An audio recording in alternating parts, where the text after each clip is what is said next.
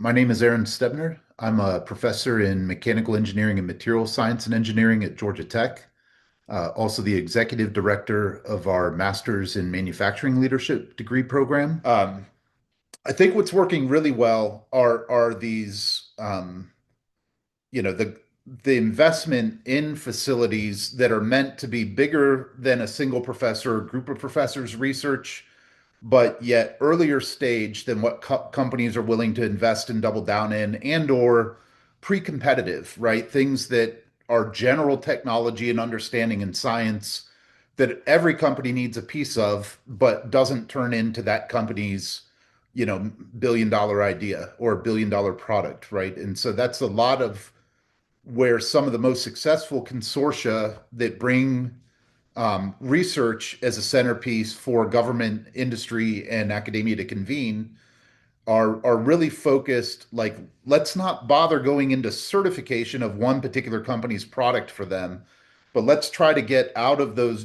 journal articles, those invention disclosures, those patents, and really work together to get it to the point where we trust the quality.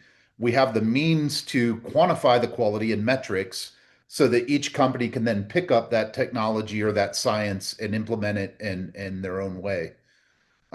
So we're seeing a lot of success there with shared facilities like the one we're talking about and building here at Georgia Tech, but also with consortia that function not necessarily as a buy-in for IP and research and development, but as a means for convening, networking, and doing these greater projects together. I think and we're seeing that at universities, but also there's a priority for that for laboratories now from the government, as we see calls like National Science Foundation has an open competition right now called programmable cloud laboratories.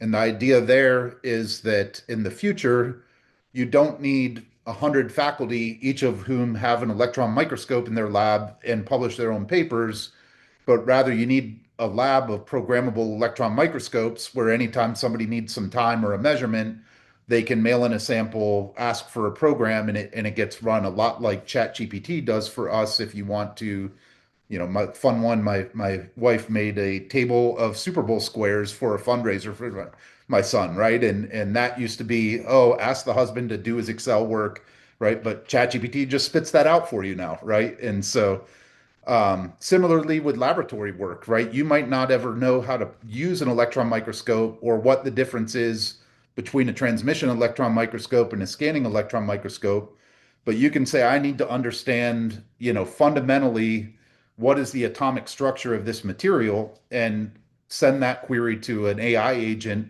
who translates that and knows what microscopes are out there and available to get that, et cetera. And so they're really looking at these programmable connected laboratories that span all different science and engineering research topics, and can be networked and become resources for everyone to access data and information on demand, much like we're using ChatGPT for a lot of these other functions or large language models for a lot of these other functions today.